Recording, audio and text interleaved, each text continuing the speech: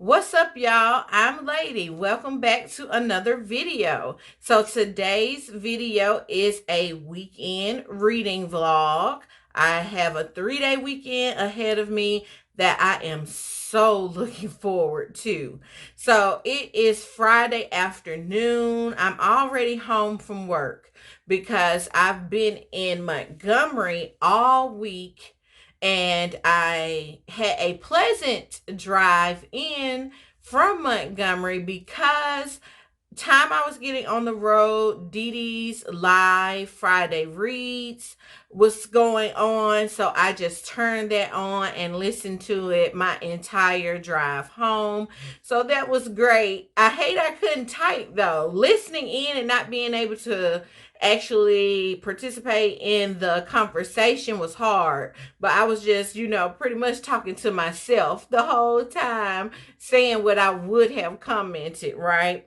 So it's a Friday afternoon, like I said, and I'm honestly about to get me a nap, y'all, because when I stay out of town, especially by myself, I don't sleep well. My sleep just is off. I wake up several times during the night, and I'm just not at ease when I'm not in my home. So I'm about to take me a nap. I took with me, which I don't have it. Did I not bring it in the room with me? I didn't. I'm reading Assata by Assata Shakur. I'm over halfway done with that one. I am also listening to The Known World, which is the Read So Lit read along for this month, and I maybe have an hour and a half left. I could have finished it while I was on the road today, but I really enjoyed listening in to the live. So this weekend, what I would like to do is finish Asada, and then I have some love stories I want to get into and some romance. I have the only for the week. This one is a ILL, interlibrary loan. So I need to get this one back rather soon. So I want to go ahead and get into it. And it's a short one. That's a short one. And then I have a short picture book here. This one, Love in the Library. Let me see if I can. Yeah. I thought this one looked really cute, and it's unique story because the couple fell in love. It's based on true events, I should say.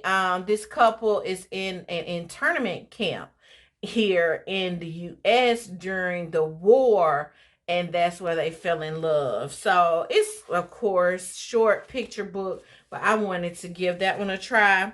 And then another graphic novel, Lunar New Year Love Story. I heard good things about this one, and it just came out, I want to say, yeah, last month or so. So these are my reading plans for the weekend. So that is it, y'all. Let's get into this vlog. I'll be back in a little bit. Y'all, I totally forgot to vlog this weekend. This is just a quick clip from Monday, brunch with the besties on the 3-day weekend. I think that's becoming a tradition. What's up, y'all? So today is Thursday. I started a vlog and totally forgot about it. I totally forgot about vlogging last weekend. I did read, though, not what I said I was going to read, but I got some reading done. So I figured I would just keep this vlog going through the end of Black History Month. I think that's a good idea. Over the weekend, I finished Assata, an autobiography. And when I tell you that autobiography was excellent, it was excellent. it was so good. I learned so much about her. Like I was saying about the Black Panther Party, how it was so many myths and legends and pretty much just straight up lies told on these people. It was really great to get the information directly from Miss Assata. I love the way it was written. She definitely talked about her time during prison, and the chapters went back and forth where she talked about growing up, her coming of age, things like that. Then going to prison, she talked about her involvement with the party and other organizations, and it just really made me have even more respect for her and those who were fighting for our rights during that time. I highly recommend it. If you're looking for some nonfiction that is easy to read, get into it. And she cut no corners. She was real about how she felt about the leadership in the various organizations during the civil rights, and what she said about the justice system, and just it's a absolute must read, okay? And then I finished listening to The Known World. This one was a reread for me. I read it using a physical book last time, and so I did it on audio. And I'll say my experience wasn't as good as last time, but this is still a good book. It is solid. It is, I feel like it's how I tell stories, or at least how, friends tell me I tell stories, because you're getting all this information about all of these people in Manchester County, and it's like, as they're telling the story, something will prompt them to think about something else. And sometimes that bothers me when I'm reading stories, but it's done pretty well in The Known World. So I'm looking forward to the discussion on Saturday to see what everybody else thought about it. It was a lot, definitely a lot of information and characters and stuff like that. So I miss having the book to see the characters' information, right? So, ooh, that man just ran that light. I'm so glad I stopped, because my light is green. But he just flew through that light. I am currently listening to When Crack Was King, and I'm what, maybe two hours in, 2.5 hours into it, and I feel like this is already excellent, like 5 stars. Just what, if I stopped right now where I am, this is 5 stars. So I can just only imagine. It's giving Crystal Wilkinson's, not Crystal Wilkinson's, what's that girl who wrote Cast and The Warmth of Other Suns? I'm totally drawing a blank. But in The Warmth of Other Suns, how you get all of this information, as well as you're following 3 people lives, and as they tell their story. That's what I'm getting so far. He's talking about this time, and then he is telling the story of a person who is a former crack addict, another person who was a drug dealer, and talking about how they grew up. So I love this format. I love it. And so I'm really happy that I'm able to read this one, especially during Black History Month. And I'm trying to find a library that I haven't been to in years. So excuse me while I'm looking around, trying to find where this library at. Oh, there it is. Okay, I found the library. And who I was trying to think of was Isabel Wilkerson. It's Isabel. Y'all know who I'm talking about. We all love The Warmth of Other Suns. And that's the vibe that I am getting from When Crack Was King. So like I said, about 2.5 hours in, and it's excellent so far. So much information, but I'm loving the way the story is being told. So what did I come to the library for? Stamped from the beginning. I've been wanting to read the actual book forever. Haven't, got around to it. And this isn't going to stop me from reading it. But if you're not new here, then you know how I feel about graphic nonfiction. So I was so glad that this was available. So I am going to open it up probably over the weekend. And then they had these two really interesting books on display, Black History Month. And look at this one. It says, cook like your ancestors. And it says, have you ever met someone who never uses recipes yet makes incredible meals every time? And I do know people like that, and I would love to be like that. So it's like a cookbook, but it's got some graphic work. I don't know. This just looks so good to me. And it's short, something I can read quickly. It says an illustrated guide to intuitive cooking with recipes from around the world. And that's Mariah-Rose Marie, I'm guessing is the author. I love this. I love this already, just from, the packaging of it all. And finally, it says all Negro comics. And I saw the 75 there. I was like, what? All Negro comics? So this says in 1947, groundbreaking journalist Orrin C. Evans assembled a team of Black cartoonists to publish All Negro Comics, the first comic book created by Black artists for Black readers of all ages.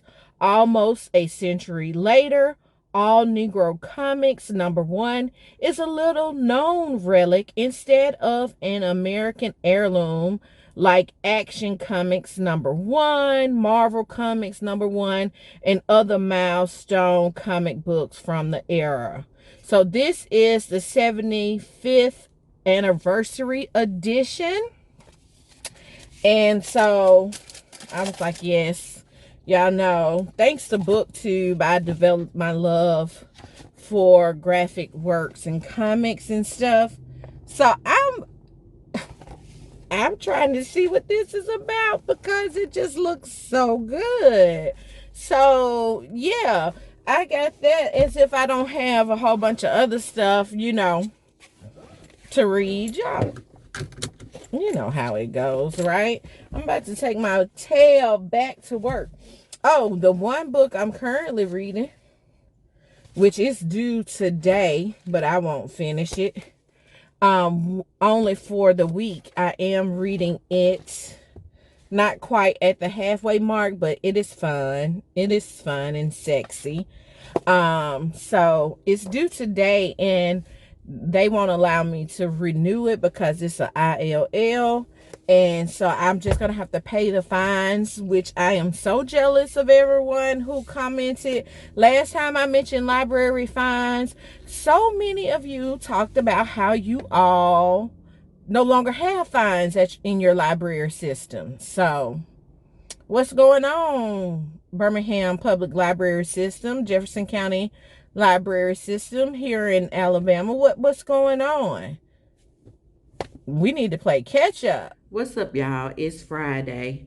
I am sitting here at work, and my plan is to finish the last 75 pages of this book while I'm on break and during my lunch. so I can get this one back to the library. I am really enjoying this one, y'all. I really am. What it has me thinking about is book boyfriends.